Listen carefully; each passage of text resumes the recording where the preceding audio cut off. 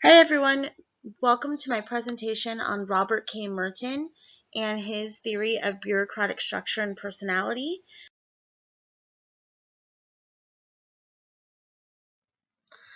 Okay, so the first thing I'd like to do is define bureaucracy to put that at the forefront of our mind, and then from there talk about Merton and his thoughts on the bureaucratic structure and personality. And then let's talk about what are some of the benefits of a bureaucracy and how does that play out in our world today.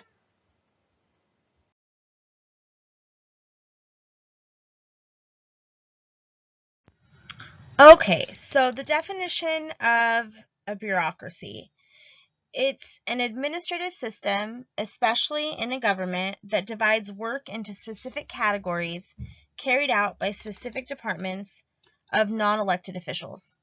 So, fancy way of saying there's a system in place that is divided among different categories and different departments. It's a structure and a way of completing work. And so if you think about, let's just use the county for an example because I work for Riverside County. Um, I work for the Department of Mental Health.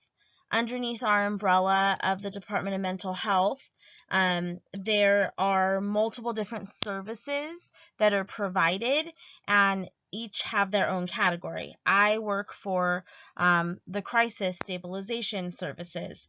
So my services are under one umbrella, whereas there is, hospitalization services. There may be outpatient clinic services, community-based services. And so all within one category of mental health, while there are different departments and divisions within that larger umbrella of mental health. And so talking about the delineation of tasks and how things get done and the hierarchy within the specific program and the specific agency is what I think about when I think of bureaucracy. So, what were Merton's thoughts about the bureaucratic structure and personality? He really felt that the bureaucratic process was limiting, that it did not allow for flexibility, creativity, and that it almost created an unwillingness for people to change. And the reason being is because he believed that people developed an attachment to the performed routine that they were accustomed to. And so with bureaucracy, there's a lot of routines, structures, policies, procedures that are in place that need to be followed systematically. And so through this process, people start to become almost dependent upon these things, which causes them to lack the ability to kind of think outside of the box, develop their own ideas about things, and it's almost as though they're just kind of completing tasks, checking off boxes as they go along. He felt that there was an arrogance that develops through following procedures. Anybody can bake a cake if they have the instructions. And so if you have a thick manual about how to do things and you're used to doing things a certain way day in and day out, then you can start to develop a pretty big inflated ego regarding your abilities. But what happens if I take you outside of that structured environment and I give you a different task? Are you still able to complete the task necessary as efficiently as you were before? Um, and so, his whole thing was that he didn't feel like he felt like bureaucracy was more limiting than it was helpful.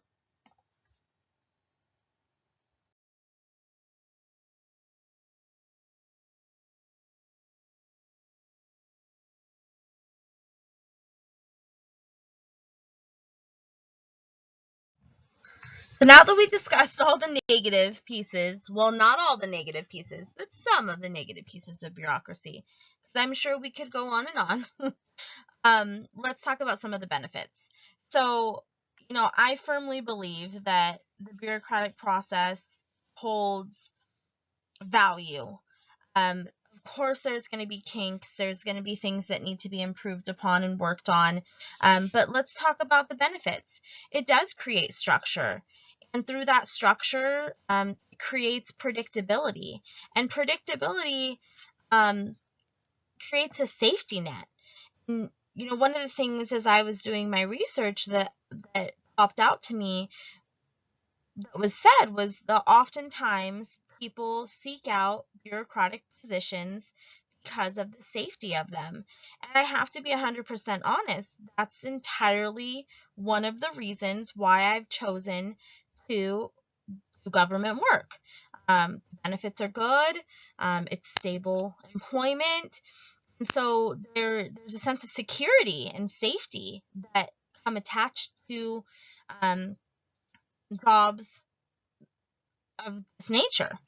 Um, and the and that's a great thing, to have that stability and predictability.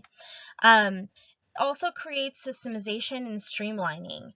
And so although sometimes, we get boxed into the idea of things need to be done a certain way, when it's working well and the system is efficient, it's fabulous. And so streamlining and having a system in place can be very helpful. And then there's a clear division of tasks and who's responsible for the tasks. Your manager has a very clear job description with tasks that he or she is in charge of. You personally have your own clear job description with what you are expected to complete and do. And so for me, I thrive on kind of that structure and tell me what you need me to do so that I can be effective and efficient with it. And then creates an organization within the agency, within the program, uh, which makes it far easier to keep track of things. And that's the final point that I have, is that it gives you the ability to track outcomes. So although there's lots of jokes about kind of government workers being paper pushers, there's a reason for all that paper being pushed around. There's an ability to chart outcomes. There's an ability to see where things are breaking down within the structure of the agency. What's helpful, what's not helpful. Things take process over time, and so change is often incremental. You might not see the change right away.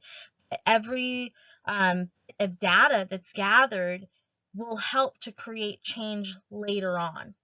So those are some of the benefits that I feel are helpful to having, a democratic structure.